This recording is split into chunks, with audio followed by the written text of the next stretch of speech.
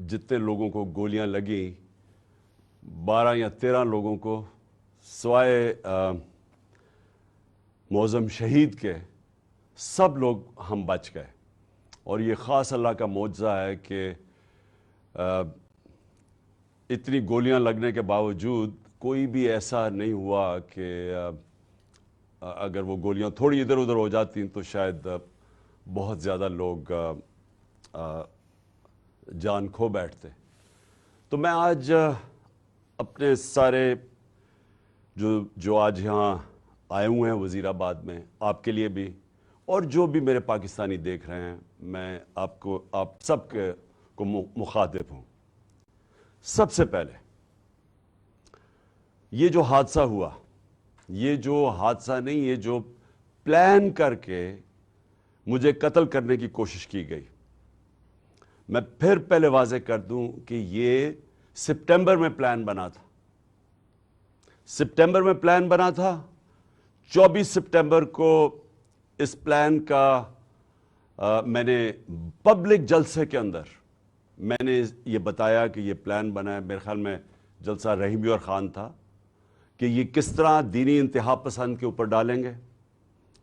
Plan بنا تھا agency, یہ جو جنرل فیصل اس نے، اور یہ جو 2 نون لیگ کے جو قاتل ہیں ماڈل ٹاؤن میں، انہوں نے قتل کیے لوگوں کو، دن دہاڑے قتل کیے لوگوں کو، گولیاں مروائیں پولیس سے. شہباز شریف نے ایکسٹرا جوڈیشل کلنگ، پولیس مقابلے میں لوگ مارے، اس کی ہیومن رائٹس نے اس کے اوپر پوری رپورٹ دی ہوئی ہے. رانا ثناء اللہ کے اوپر جو 18 قتل ہیں یہ عابد شلیل کے باپ نے کہا ہوا ہے. تو یہ قاتل ہیں. انہوں نے مل گئے یہ جنرل فیصل کے ساتھ، انہوں نے یہ پلان کیا. پلان کیوں کیا؟ کہ اگر دینی انتہا پسند مارے گا تو ان کے اوپر سے ساری ذمہ داری اٹھ جائے گی. اس کا مطلب کہ عمران خان نے لوگوں کو کوئی توہین مذہب کیا، کوئی اس نے توہین رسالت خدا نخواستہ کی، اس کی وجہ سے یہ ایک اشتعال میں آ کے ایک دینی انتہا پسند نے قتل کیا. یہ سارا پلان تھا. ہمیں پتہ تھا. میں نے 2 جلسوں میں پبلک کو بتایا کہ یہ پلان بنا رہے ہیں، اور یہ پلان پھر وزیر آباد میں سامنے آیا. اور یہ جس لڑکے نے گولیاں چلائی، ایک دم کور اپ شروع ہو گیا کہ جی بس وہ ایک دینی انتہا پسند تھا اور وہ اذان نہیں تھی، اور یہ اور سارا جو مذاق کیا گیا وہ بھی کور اپ تھا. پیچھے یہ بیٹھے ہوئے تھے جو پورے کنٹرول کر رہے تھے کہ نیریٹو کیا ہوگا. اور پھر جب یہ ہمیں پتا تھا، کیونکہ مجھے تو پتا تھا، پہلے ایک ادھر سے گولیاں آئیں پھر دوسری طرف سے آئیں. یہ بھی کہا گیا کہ نہیں جی یہ تو صرف ایک، اور وہ کہتا ہے اگر کسی کو شک ہونا چاہیے تو وہ جب خود کہتا ہے کہ جی میں اکیلے نے کیا ہے، تو ادھر سے بھی پتہ چل جانا چاہیے کہ پیچھے سے اس کو طوطے کو پڑھایا جا رہا تھا. اور اب جب فورینزک ہوا ہے اس کنٹینر کا تو واضح ہو گیا کہ 2 مختلف قسم کی گولیاں استعمال ہوئی، یعنی 2 شوٹر تھے. تو جو سارا ان کا پلان بنا ہوا تھا کہ سلمان تاثیر کا قتل ہوا، دینی انتہا پسند نے کیا، وہ سارا وہ ختم ہو گیا. اب دوسری چیز کہ آج میں خاص طور پہ ایک تو ابتسام کو، جو ماشاءاللہ ایک ہیرو ہے، کیونکہ میں نے جب اس کی فوٹیج دیکھی کہ ایک عام آدمی دیکھ رہا بندوق اس کے ہاتھ میں ہے اور اس کے باوجود وہ پکڑ رہا ہے. میں تو پہلے اس کو سلام کرنا چاہتا ہوں کہ ہمارے نوجوانوں میں اس طرح کا جذبہ ہے. یعنی ایسے ہمارے نوجوان ہیں جو کہ اپنی جان خطرے میں ڈال کے اور وہ بچانے کی کوشش کر رہے تھے. اور میں تو اس کو اب میں کیا کہوں گے، شکر ہے. میں تو اس کی والدہ کا بھی شکریہ ادا کیا کہ آپ نے ایسے اپنے بیٹے کو تربیت کی ہے. دوسرا جو سب سے بڑی ٹریجڈی تھی وہ معظم شہید کی تھی، اور وہ ہم سب سے دیکھی نہیں گئی وہ تصویریں کہ 3 بچے اس کے بیٹھے ہوئے ہیں اور باپ کو جگانے کی کوشش کر رہے ہیں. اور میں پھر سے کہہ رہا ہوں کہ ہم انشاءاللہ پوری ذمہ داری ان بچوں کی ساری زندگی تک لیں گے. اب میں اپنی ساری قوم سے جو 2-3 آج باتیں کرنا چاہتا ہوں. پہلے تو یہ، اب ہماری مارچ رکے گی نہیں. ہماری حقیقی آزادی کی جو تحریک ہے وہ رکے گی نہیں، وہ انشاءاللہ اور زور پکڑے گی.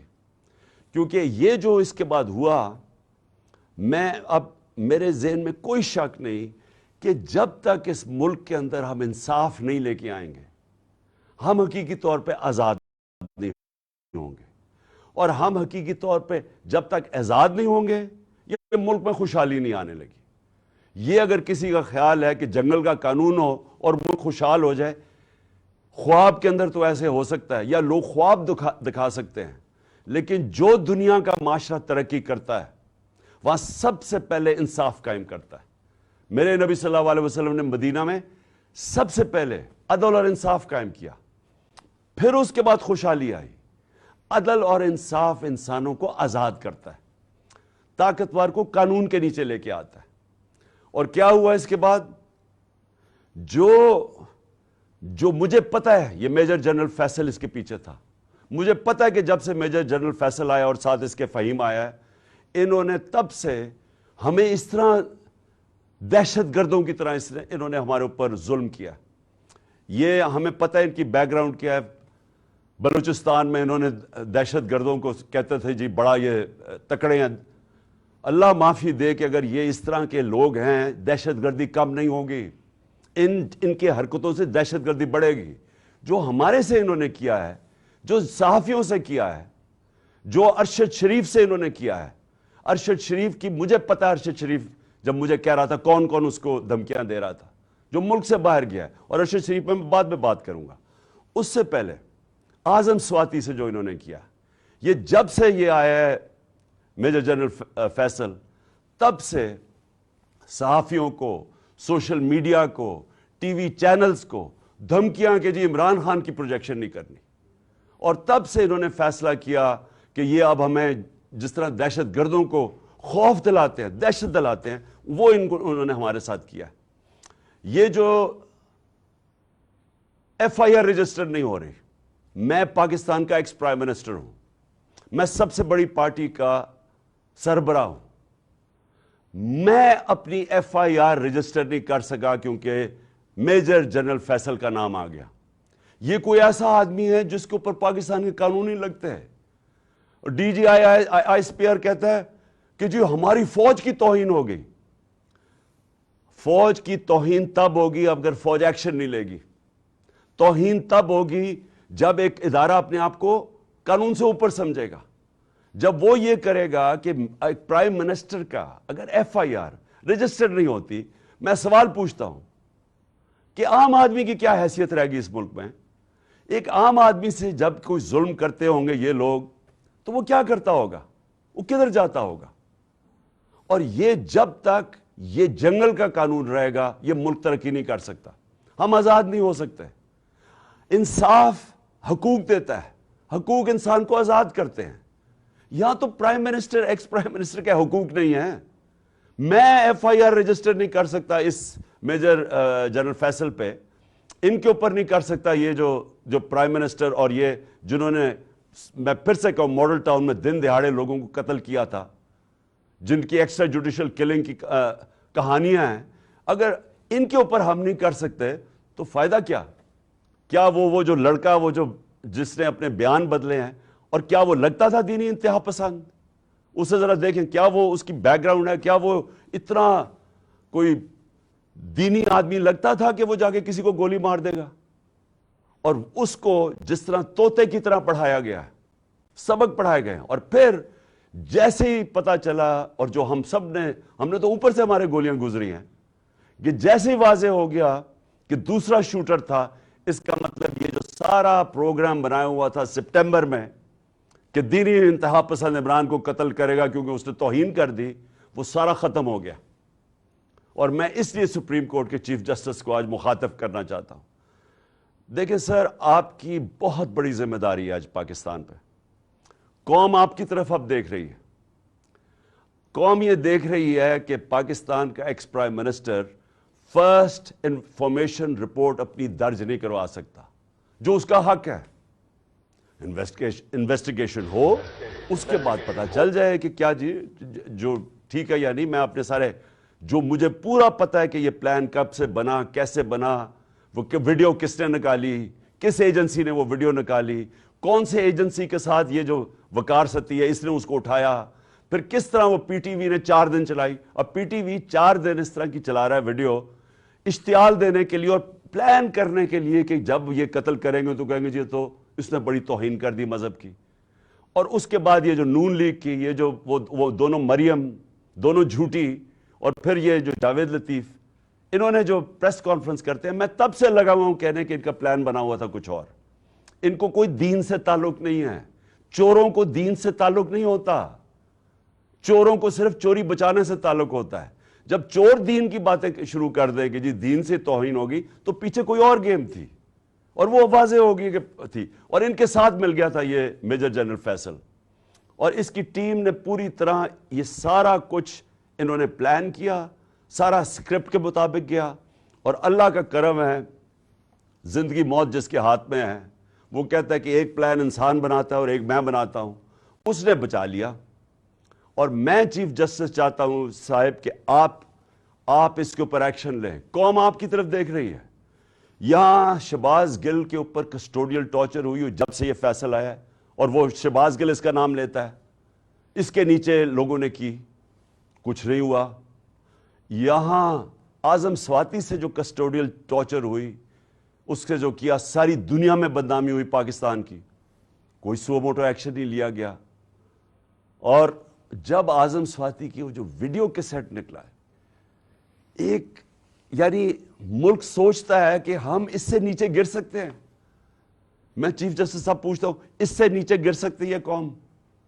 ہماری تو ہے ہی اسلامک سوسائٹی، میں مغربی سوسائٹیز کو کے اندر سے جانتا ہوں، وہاں کوئی تصور نہیں کر سکتا کہ اس طرح کی ویڈیو نکال کے اور اس کی بیوی کو بھیجیں۔ تو ہم کتنا نیچے گر چکے ہیں۔ کب آپ اس ملک کا انصاف کا نظام ہمیں پروٹیکشن دے گا، ہماری حفاظت کرے گا؟ وہ کب وہ وقت آئے گا؟ اور یہ اگر گولی کامیاب ہو جاتی، یہ مجھے مار دیتے، تو مجھے بتائیں، ایک ہی تو جماعت ہے اس وقت ملک میں جو سب سے بڑی پبلک کے اندر ہے، فیڈرل پارٹی ہے، تو ان کا تو پلان یہ تھا کہ وہ تتر بتر ہو جائے۔ تو یہ تو دشمن چاہتے ہیں پاکستان کے۔ تو اس لیے میں نے ریکویسٹ بھی کی ہے کہ 4 چیزیں چیف جسٹس صاحب آپ کو دیکھنی پڑیں گی۔ میری ایف آئی آر، اور اب واضح ہو گیا کہ 2 شوٹر ہیں کیونکہ وہ فرینزکس میں نکلا ہے، تو اس کا مطلب کہ جو انہوں نے کہا تھا ایک ہی آدمی نے اور دینی انتہا پسند، وہ ختم ہو گئی بات۔ نمبر 2 اعظم سواتی، اس کے اوپر پوری تحقیقات ہوں۔ اور نمبر 3 جو ارشد شریف سے ہوا ہے،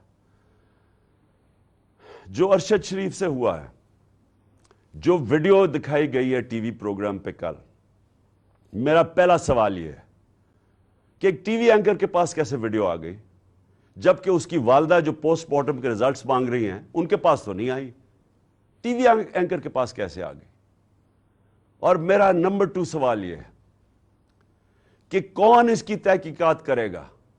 کون اب کینیا سے کیوں نہیں انہوں نے کینیا فوری طور پہ لیٹر لکھا کینین اتھارٹیز کو، گورنمنٹ کو لکھنا چاہیے پوچھنے کے لیے کہ شروع کا تو بیان یہ تھا کہ جناب وہ رانگ آئیڈینٹی پہ مارا گیا ہے، اور اب واضح ہو گیا ہے کہ یہ ایک پلان کر کے تشدد کیا اس کے اوپر، اس کے بعد گولی ماری گئی۔ تو جب تشدد کیا، وہ کون تھا جس کو سب سے زیادہ تکلیف تھی ارشد شریف کی رائٹنگ سے، اس کی تحقیقات، اس کی جو انویسٹیگیٹو جرنلسٹ، کون تھا جس کو خطرہ تھا اس سے؟ کون تھا جس کو اتنا غصہ تھا کہ پہلے اس کے اوپر تشدد کرو پھر اس کو قتل کرو؟ یہ چیف جسٹس صاحب یہ صرف سپریم کورٹ کر سکتا ہے۔ ہمیں کوئی اعتماد نہیں ہے اب، انویسٹیگیٹو ایجنسیز ان قاتلوں کے، ان چوروں کے، مجرموں کے ہاتھ میں ہیں، اور یہ جو آرمی آفیسر ہے اس کے اوپر کس کو اب اعتماد ہے؟ مجھے پتا انہوں نے کور اپ کیسے کیا، مجھے پتا ہے کہ آتے ساتھ ہی پنجاب پولیس کو کس نے کنٹرول کر لیا۔ گورنمنٹ ہماری ہے، ہم ہیں پنجاب کے اندر، ہماری حکومت ہے، وہ پولیس کہیں اور سے کنٹرول ہو رہی ہے، اور اب پولیس سے میں ایف آئی آر نہیں رکوا سکتا، اور پھر کون سے کس نے جا کے اس کی ٹیپ ریلیز کی؟ یہ کون سی دنیا میں ہوتا ہے؟ ہم سر بنانا ریپبلک بننے جا رہے ہیں۔ بنانا ریپبلک کے اندر ادھر کوئی انصاف نہیں ہوتا، اس لیے وہ بنانا ریپبلک ہے۔ وہاں جنگل کا قانون ہوتا ہے، اور یہ جنگل کا قانون بننے جا رہا ہے، اور اس وقت یہ ملک کو بچانا ہے آپ نے۔ دیکھیں ملک اس وقت اداروں کے اندر، قوم جو ہے وہ اداروں کے اندر اعتماد کھو بیٹھی ہے، اس کو بحال کرنے کی ضرورت ہے۔ ملک اداروں کے بغیر نہیں چلتا، ادارے ملک کو چلاتے ہیں۔ مغرب میں اور ہمارے میں اور ڈیولپڈ ملک اور غریب ملکوں میں فرق ہی یہ ہے کہ ان کے ادارے مضبوط ہیں، کوئی قانون سے اوپر نہیں ہے۔ یہاں مذاق بنا ہوا ہے کہ جی ایک آپ نے آفیسر کے اوپر ہاتھ رکھ جی ڈی جی آئی ساری فوج کو بدنام کر دیا۔ یعنی یہ اگر سوچ آ جائے جس معاشرے میں، مجھے بتائیں اس سے زیادہ تو دشمن اداروں کا اور ملک کا ہو ہی نہیں سکتا کہ جی ہمارے ادارے کا نام ہی نہ لیں۔ میں کہہ رہا ہوں کہ یہ پیچھے تھا فیصل، مجھے پتا اس نے سارا کروایا ہے، مجھے پتا اس نے ماسٹر مائنڈ کیا سب کچھ، کیونکہ میں 3.5 سال پرائم منسٹر تھا، میرے نیچے تھی ایجنسیز، مجھے پتا ہے کیسے چلتی ہیں ایجنسیز، مجھے اندر سے انفارمیشن آ رہی تھی۔ اور میں اگر ملک کا ex prime minister FIR register نہیں کر سکتا، اور اگر یہ کہنا کہ جی عمران اپنا سیاست چمکانے کے لیے کر رہا ہے، مجھے سیاست چمکانے کے لیے یہ کرنے کی ضرورت نہیں ہے۔ اس وقت سارے پاکستان کے اندر کہیں چلے جائیں، ایک اگر پارٹی کبھی بھی اتنی مقبول ہوئی ہے پاکستان کی تاریخ میں، وہ آج یہ پارٹی ہے۔ اور وہ یہ نہیں کہ میں نے کوئی بڑے کارنامے دیے ہیں، وہ ان چوروں کو دیکھ کے قوم ہماری طرف آ گئی ہے، اور اسی لیے ہمیں ضرورت نہیں پڑی کہ کسی کے اوپر الزام لگائیں تاکہ میری سیاست اوپر چلی جائے۔ یہ ملک کا مسئلہ ہے، اور چیف جسٹس صاحب یہ ملک کی فیوچر کا مسئلہ ہے، اور یہ فیوچر آپ کے ہاتھ میں ہے۔ اس ملک کی عدلیہ کے اوپر ساری قوم دیکھ رہی ہے۔ اس وقت لگتا ہی ہے کہ بس یہ جو چاہے گا، یہ فیصل جیسے لوگ جو چاہے گا، ان کے سامنے کوئی کھڑا ہی نہیں ہوتا، اور یہ ملک سے دشمنی ہو رہی ہے۔ ملک تب تکڑے ہوتے ہیں، میں پھر سے آپ کو کہوں، جدھر قانون کی حکمرانی ہوتی ہے۔ اور میں آخر میں خاص طور پہ پاکستان کی وکلا کمیونٹی کا خاص طور پہ شکریہ ادا کرتا ہوں کہ جس طرح وہ کھڑے ہوئے ہیں، اور مجھے خوشی یہ ہے کہ وکلا یہ سمجھ گئے ہیں کہ اب ان کی ذمہ داری ہے رول آف لا، قانون کی حکمرانی قائم کرنا پاکستان کی وکلا کمیونٹی کی ذمہ داری ہے۔ اور یہ ایک ڈیفائننگ مومنٹ ہے پاکستان میں۔ ہر وہ آدمی جو اس ملک میں رول آف لا چاہتا ہے، اور رول آف لا کے بعد ہی حقیقی جمہوریت آتی ہے، اور حقیقی جمہوریت ہی حقیقی آزادی ہوتی ہے۔ یہ سب اکٹھے چلتے ہیں، اس وقت کچھ بھی نہیں ہے یہاں۔ تو میں وکلا کے اوپر بھی آج ان کا شکریہ ادا کرنے کے بعد میں امید لگاتا ہوں کہ آپ اپنا رول پلے کریں گے، اور میں اپنے سارے جو آج لوگ آئے ہیں اور جو آج جدھر سے ہماری مارچ شروع ہو رہی ہے، میں آج سب کو پیغام دینا چاہتا ہوں کہ دیکھیں یہ عمران خان کے لیے نہیں ہو رہا سب کچھ، یہ آپ سب کے لیے ہو رہا ہے۔ یہ اس ملک کے مستقبل کی جنگ ہے، یہ اس قوم نے جیتنی ہے۔ آزادی قومیں اپنی آزادی کی جنگ جیتتی ہیں۔ عمران خان تو میں تو کوشش ہی کر سکتا ہوں، لیکن آپ سب نے اس میں شرکت کرنی ہے، کیونکہ مستقبل آپ کا ہے اور آپ کے بچوں کا ہے۔ اور جب تک کہ ایک قوم اپنی آزادی چھینتی نہیں ہے، آزادی کوئی پلیٹ میں نہیں دیتا، تو اس کے لیے جدوجہد کی ضرورت ہے۔ میں تیار ہوں، جب تک میں زندہ ہوں میں اس کی پوری جدوجہد کروں گا۔ جب تک میں زندہ ہوں میں کبھی پیچھے نہیں ہٹوں گا، اور میں انشاءاللہ پنڈی پہنچوں گا، اور جب یہ قافلہ انشاءاللہ پنڈی پہنچے گا میں ان کو وہاں ریسیو کروں گا، اور میں سارے پاکستان سے اپنے لوگوں کو انوائٹ کروں گا، سب کو کہوں گا آئیں، کیونکہ یہ اس وقت جو اس ملک کی حقیقی آزادی میں شرکت نہیں کرتا، وہ یاد رکھیں کہ وہ اللہ نے ہمارے دین کے اندر یہ ہمیں حکم دیا ہے کہ ظلم اور نا انصافی کے آپ مقابلہ کرو، جس کو کہتے ہیں جہاد۔ یہ اللہ کا ہوتا ہے، آزادی کے لیے کھڑے ہونا یہ اللہ کا حکم ہے ہمیں، اور امر بالمعروف کہ آپ اچھائی کے ساتھ کھڑے ہوں۔ یہ جو چور سارے اکٹھے ہو گئے اور اوپر بیٹھ گئے ہیں، قومیں چوروں کے خلاف اور کرپشن کے خلاف لڑتی ہیں، کوئی ایک آدمی نہیں کچھ ٹھیک کر سکتا۔ تو میں ساری قوم کو آج دعوت دیتا ہوں کہ ہمارے ساتھ اس مارچ میں شرکت کریں، اور انشاءاللہ جب میں پنڈی جس دن میں آپ کو دعوت دوں گا آپ نے سب نے پنڈی آنا ہے اس ملک کی حقیقی آزادی کے لیے. شکریہ. پاکستان زندہ باد.